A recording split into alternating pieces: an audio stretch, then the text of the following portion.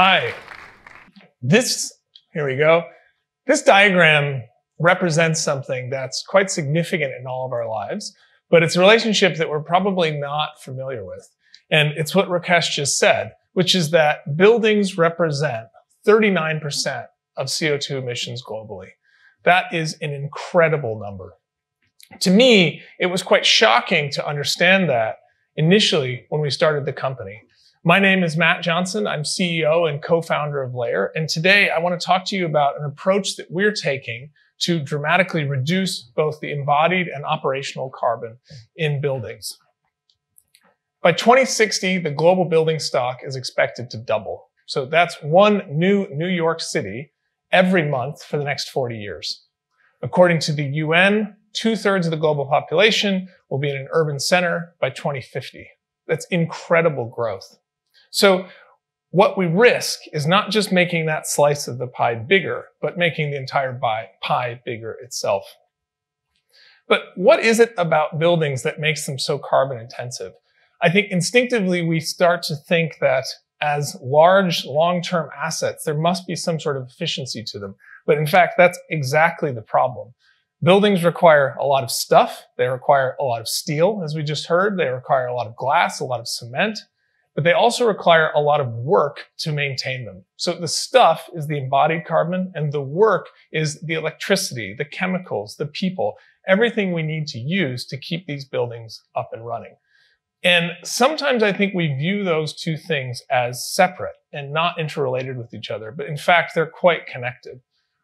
What I'm really interested in, and what the team at Layer is really interested in, is a recursive relationship that happens when you have a failure of the embodied carbon, failure of the building materials or equipment, which creates an increase in operational carbon. And that cycle can continue on and on. So let's look at a really simple example. So here we're in someone's office. They've reported that there's a water leak on their desk, and they've called someone, and that person has brought in a ladder, moved their desk out of the way, and looked into the ceiling. And they've discovered that, in fact, there was a water leak, and there is a water leak, and it's damaged quite a lot of the building. So it's damaged the roof structure, it's damaged the drywall, it's damaged some electrical equipment, and in fact, it's created such havoc that it's likely that we have a significant mold risk. And so now what we need to do is replace many more materials than what we would initially anticipate. And the challenge here is that most of us would take a very short-term view, which is appropriate, which is we should call the insurance company and we should immediately remediate the problem.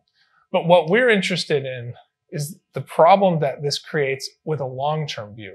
So what we've done is we've taken a functional space, and because we haven't spotted a leak early enough in the process, we now have to use more materials and more work in order to repair the space and to bring it back to where it was.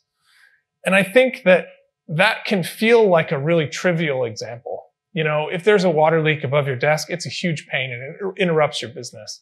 And it costs the insurance company some money. But in fact, none of us understand, I believe none of us understand, the real scale of that problem. So in the US, for property and casualty insurance, 40% of claims are related to water damage. That is a crazy number. That means that in each of those claims, there was something so significant that someone needed to call their insurance company. And that is, out of the 128 million homes in the US, every year, 40% of those homes are making a water claim. Those businesses are making claims. It is a hugely impactful thing on the materials that we use to manufacture buildings, but it's also hugely impactful on the work that it takes to do that repair. And in fact, it's not just about the damage that water can provide. It's also about the water that we waste. So typically about 25% of water that makes it to a building, an industrial site, or a facility is wasted. So that's 25% of water that we're not using effectively. And when you think about the carbon cost of water, it becomes even more terrifying. So the cooling tower malfunctions, which are unfortunately quite frequent, can cost in carbon as much as 170 people flying from New York to London. So water alone has a huge impact on the amount of carbon that buildings contribute to the environment. A single toilet can leak up to 1 million gallons per year and create 46 tons of carbon. in that process, which is as much as a typical passenger car will emit over that time. But we cannot assume that we can just build a future where nothing breaks. I mean, even NASA, as we were hearing before, has technical challenges that we have to overcome. And so we know that buildings will always be imperfect, and there will always be a failure that we need to spot. The question is, what's the best way to do that? So right now, what we have is what I would call a kind of piecemeal approach. So we're installing sensor by sensor across the space, trying to identify problems early in the process.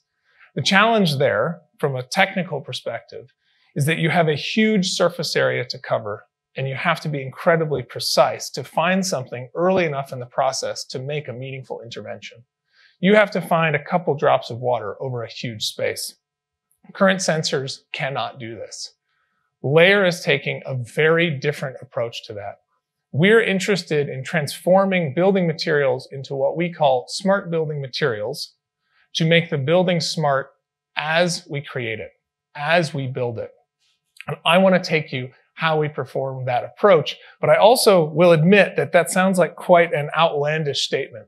The idea of making a smart skin that can take a building from an analog structure into a digital one. But I think that there's a really important precedent that we can lean on, and there's important things that we can reflect on. And in fact, that precedent is likely in most of your pockets. And that precedent is the semiconductor and your smartphone.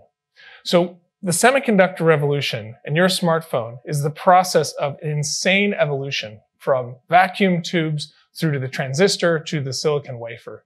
And what happened there wasn't just a set of technical innovations, but a mindset shift about the way we view installing technology into our lives. So when we started at the vacuum tube stage, you were walking into a computer, and now we walk with computers. And while we went through that process, what we discovered was a shift in the way that we think about computing. That computing can be installed almost anywhere, and in fact, it's assumed to be installed almost anywhere. I think that the same thing is happening in the smart building, that the marginal cost of adding intelligence to the building has gone down quite dramatically over the last 5 years, but will drop even more aggressively as we start installing technology into the materials that are being used to build the buildings themselves. So what Layer is proposing is the ability to add that intelligence at the point of construction to do things like detect water leaks, detect the presence of Legionella in pipes, or at least the conditions for Legionella to exist, to detect occupancy, to detect cement curing. There are a number of use cases that are particular to the smart building, which smart surfaces can solve. So I want to take you through how we do that. We start by combining 3 very traditional technologies. And the first is electrically conductive inks. So we take electrically conductive inks, which are, like they sound, inks that can conduct electricity when they're dry.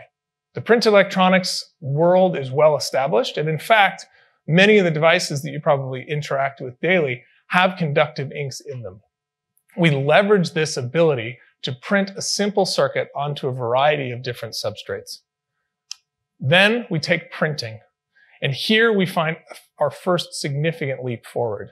And that leap is the understanding that printing allows you a complexity for free. So I often say that if you were to change the main character of your book, you wouldn't experience any change in the cost of your book. And that's a critical insight, because what we're doing is taking that ink, printing it into special patterns to create sensors.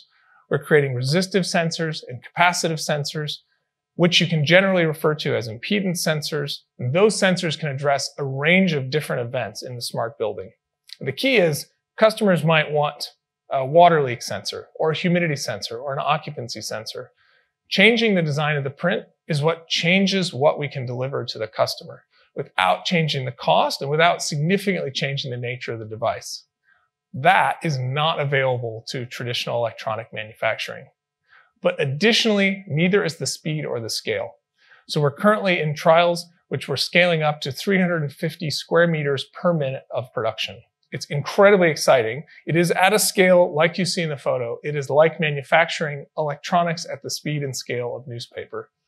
The question is, what are we printing on? And that's the most important piece. If we want to install intelligence into buildings at the point of manufacture, we need to install that intelligence onto the materials that we use to make our buildings. So we're printing on waterproofing membranes. We're printing on waterproofing membranes for both roofs and for foundations, onto pipes, onto equipment, onto flooring materials. All of those materials, which are already manufactured in the linear fashion, are appropriate for our process to apply a thin skin of a sensor onto it. And there we're able to detect incredibly small events very early in the process, most importantly, at a cost that that application can afford. The last important insight for us is our ability to then actually detect that event and send it to the cloud. And what we do is we take a small electronic node, which can cover a very large area, gathering data from that smart skin and send it to the cloud. And at that point, we're able to detect as little as 2 drops of water per square meter. And that allows us to identify that event incredibly early on in the process. So what we see through our current products is a sudden mindset shift where we're assuming that something should be smart at the point of construction. And the analogy that I often think about is that when you talk to a child today, they assume that every screen is a touch screen. They ask, why isn't this not a touch screen? And I think that when we look forward in 20 years, we'll say the same thing about smart buildings. Why is this roof not doing some detection of its own state? Why is this floor not helping us understand the use of this room? We will move from this piecemeal node by node type of application of intelligence that we're in now to something that's much more seamless.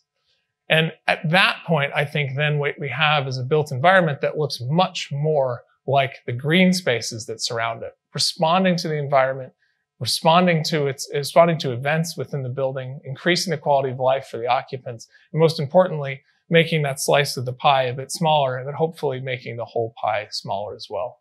So thank you very much.